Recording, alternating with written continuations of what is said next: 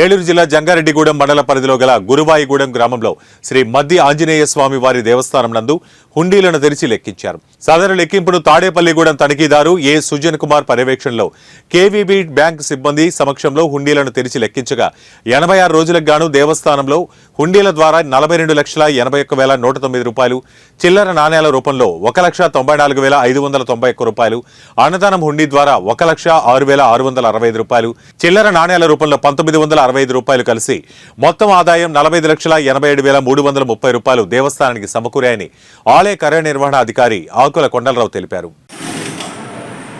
జై శ్రీరామ్, జై హనుమాన్. ఏలూరు జిల్లా జంగారెడ్డిగూడెం మండలం గురువాయిగూడెం గ్రామంలో స్వయంభూమూర్తిగా కొలువైన శ్రీ మద్ది ఆంజనేయ స్వామి వారి దేవస్థానం తాలూకు హుండీలను తెరిచి లెక్కింపు కార్యక్రమం పూర్తవడం జరిగింది.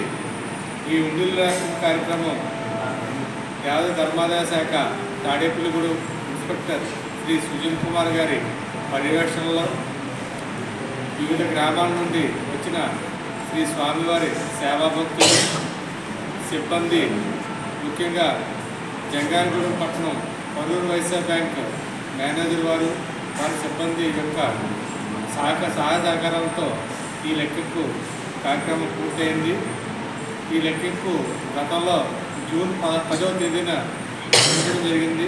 అనగా 86 రోజులు కాల వ్యవధికి ఈ రోజున దేవస్థానం హుండీలు నోట్లు 42,84,109 రూపాయలు, చిల్లరి 1,94,591 రూపాయలు, అదేవిధంగా అన్నదానం క్యాష్ 1,06,665 రూపాయలు, చిల్లరి 1,965 రూపాయలు వెరసి 86 రోజులకు కాను 45,87,330 రూపాయలు ఆదాయం సమకూరిందని సవినంగా మనవి చేసుకుంటున్నాను.